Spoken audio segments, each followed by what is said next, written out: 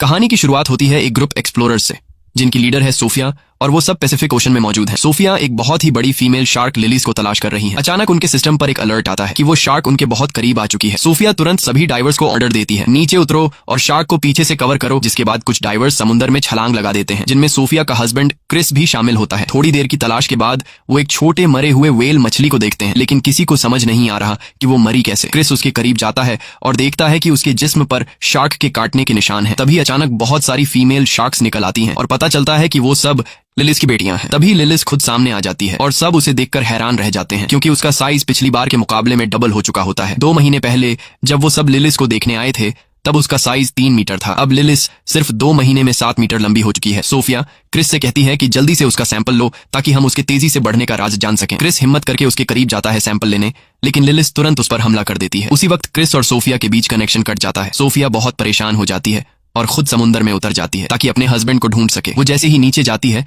उसे क्रिस का कटा हुआ बाजू मिलता है और वहां और किसी डाइवर का कोई नामो निशान नहीं होता। वो समझ जाती है कि वो सब शार्क की खुराक बन चुके हैं, मगर वो हिम्मत नहीं हारती और फैसला करती है कि किसी तरह उस शार्क से सैंपल लेकर ही रहेगी। वो लिलिस के करीब पहुंचती है और सैंपल लेने की कोशिश करती है, लेकिन शार्क उस पर भी हमला कर देती है। सोफिया खुशकिस्मती से एक जाल में फंस जाती है, लेकिन शार्क जाल को खींचती हुई समुद्र की गहराइयों में ले जाती है। किसी तरह से वो जाल से निकलने में कामयाब हो जाती है और खुद को बचा लेती है। फिर 3 साल बीत जाते हैं और हम पहुंचते हैं पेरिस, जहां 2 नौजवान लड़के सीन नदी में मछलियां पकड़ रहे होते हैं। लेकिन अचानक उनके जाल में एक बम आ जाता है। ये देखकर वो दोनों लड़के पुलिस को इस बम की खबर देते हैं। बम की खबर सुनकर रिपोर्टर्स भी वहां आ जाते हैं। तभी पुलिस आकर लोगों को समझाती है कि वर्ल्ड वॉर 2 के दौरान यहाँ शेल्स और मिसाइल्स रखी गई थीं, इसलिए डरने की कोई जरूरत नहीं है। यहाँ अक्सर बम मिलते रहते हैं और जब तक हम यहाँ हैं कुछ नहीं होगा। लोगों को यकीन दिलाया जाता है कि नदी सुरक्षित है। फिर हम पहुंचते हैं व्हेल कंजर्वेशन सेंटर, जहां हमें सोफिया दिखाई देती है। अब सोफिया ने शार्क पर रिसर्च करना बंद कर दिया है और अब वो बच्चों को मछलियों के बारे में जानकारी देती है। लेक्चर के दौरान उसे महसूस होता है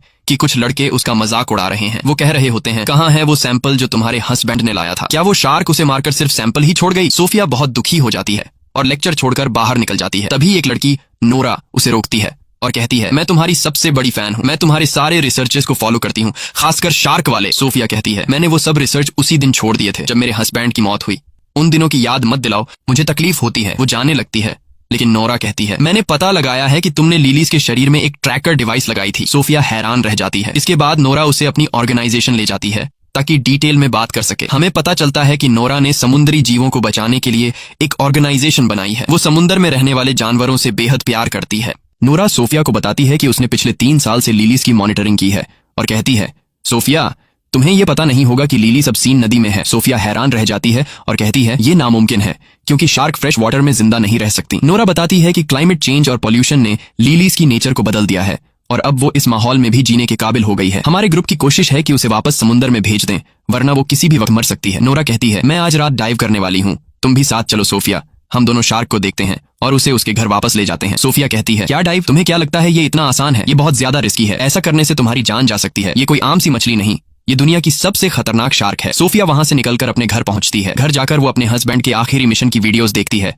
और वो रो पड़ती है, क्योंकि उसी ने अपनी टीम से कहा था कि वो इस मिशन में उनके साथ है। वो गिल्टी फील कर रही होती है क्योंकि वो सब उसकी वजह से मारे गए। दूसरी तरफ हम देखते हैं कि नोरा अपनी दोस्त बिन के साथ सीन नदी में एक बोट पर होती है। नोरा कहती है, क्या तू मेरे साथ नहीं उतरेगी? बिन पानी में उतरने से इनकार कर देती है और कहती है, तू जा, मैं यहाँ तेरा ध्यान रखती हूँ। नोरा अकेले ही पानी में उतरती है और लिलीज को हर जगह ढूंढती है। दूसरी ओर सोफिया सिस्टम में लिलीज की मूवमेंट्स ट्रैक कर रही होती है।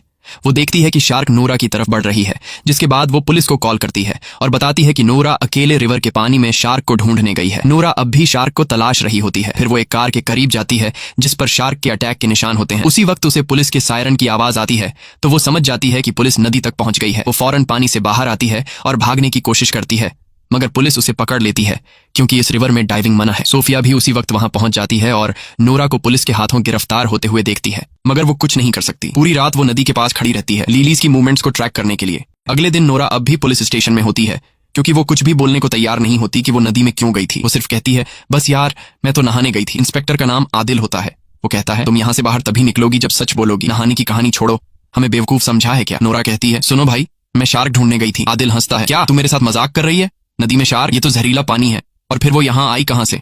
तुमने मुझे बेवकूफ समझा है? नोरा कहती है, मेरा यकीन करो, मैं पानी में शार्क को ढूंढने गई थी, लेकिन अफसर मानने को तैयार नहीं था। दूसरी तरफ सोफिया अब भी उसी जगह पर मौजूद होती है जहां कल रात थी शार्क की मूवमेंट्स को देख रही होती है और वो काफी नर्वस और डरी हुई होती है क्योंकि शार्क उसके बहुत करीब होती है। तभी उसे पुलिस स्टेशन से कॉल आती है और उसे अपने ऑफिस बुलाया जाता है। वहां जाकर उसे पता चलता है कि ये कॉल नोरा की रिक्वेस्ट पर की गई थी ताकि वो ये प्रूव कर सके कि शार्क वाकई नदी में है। तभी पुलिस को एक लाश मिलती है नदी के किनारे से। सोफिया लाश की हालत देखकर डर जाती है क्योंकि लाश का आधा हिस्सा गायब था, जैसे उसे किसी बड़े जानवर ने काटा हो। सोफिया कहती है ये काम तो शार्क का ही लगता है। फिर वो पुलिस स्टेशन जाती है और एक लेडी इन्वेस्टिगेटर को सारी जानकारी देती है जो वो लिलीज के बारे में जानती थी। वो ये भी बताती है कि ये शार्क बहुत खतरनाक है, जैसा कि तुम लोग समझ रहे हो वैसी नहीं। इसका साइज बहुत तेजी से बढ़ रहा है और हमें एक एक्सपर्ट टीम चाहिए ताकि हम शार्क को उसके असली समुद्र में वापस ले जा सकें, वरना अगर ये नदी में रही तो किसी भी वक्त मर सकती है। लेकिन वही नोरा को लगता है कि सोफिया और ऑफिसर शार्क को मारने वाले हैं, इसलिए अब नोरा शार्क को बचाने के काम पर लग जाती है और ऑफिसर सोफिया और अदिल को ऑर्डर देती है कि शार्क को सेफ तरीके से समुद्र में पहुंचाया जाए। फिर सोफिया डाइवर्स की टीम के साथ सीन नदी पहुंचती है